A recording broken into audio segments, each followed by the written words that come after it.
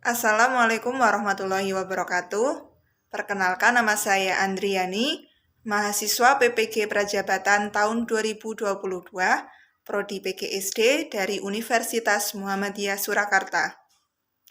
Di sini saya akan menyampaikan tentang konsep pendidikan Ki Hajar Dewantara. Dasar pemikiran Ki Hajar Dewantara. Ki Hajar Dewantara meyakini bahwa anak lahir bukanlah seperti kertas kosong. Akan tetapi, anak mempunyai kodratnya sendiri yang tidak bisa dirubah oleh pendidik. Pendidik hanya bisa mengarahkan sesuai dengan kodrat mereka masing-masing. Ki Hajar Dewantara juga menegaskan bahwa didiklah anak-anak dengan cara yang sesuai dengan kodrat alam dan kodrat zaman. Dalam sistem Among, pendidik menuntun murid untuk menentukan kemerdekaannya dalam belajar.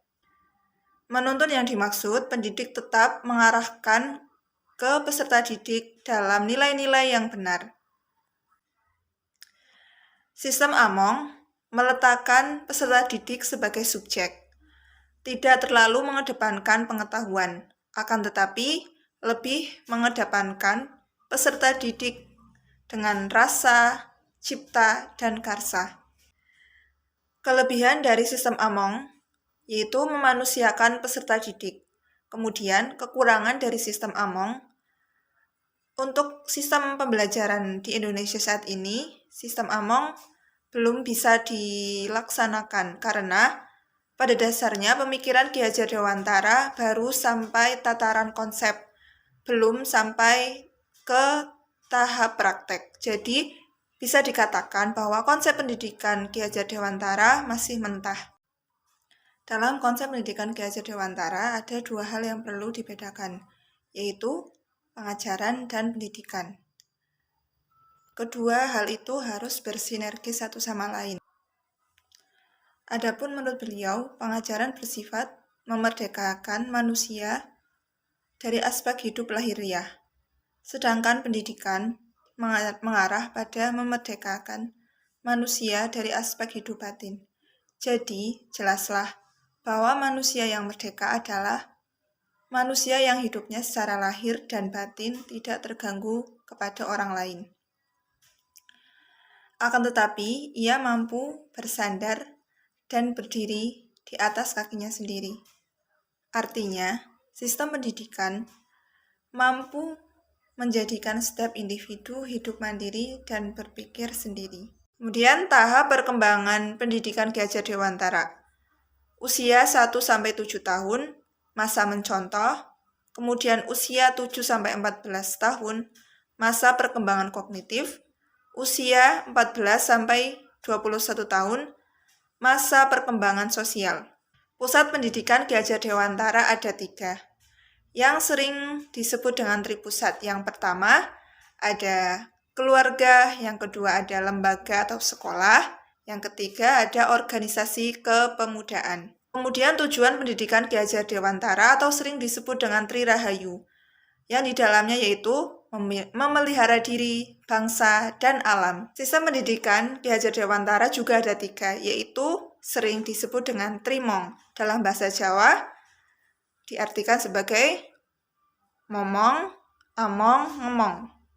Momong itu menjaga, among itu memberi contoh, dan ngemong itu mendorong untuk mencapai tujuan pembelajaran. Metode pendidikan Ki Hajar Dewantara atau sering disebut dengan Trino, dalam bahasa Jawa, nonton, niteni, dan niroke. Kemudian kurikulum yang dianut oleh pendidikan Ki Hajar Dewantara yaitu kurikulum Montessori. Kurikulum Montessori itu dikembangkan dari teori Trikon. Nah, teori Trikon sendiri merupakan usaha pembinaan kebudayaan nasional yang mengandung 3 unsur. Yang pertama, budaya sendiri atau kontinuitas. Yang kedua, budaya dunia atau konvergensi.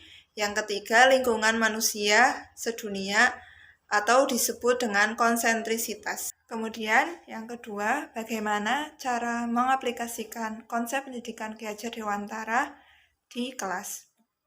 Yang pertama, jangan keluar dari alamnya.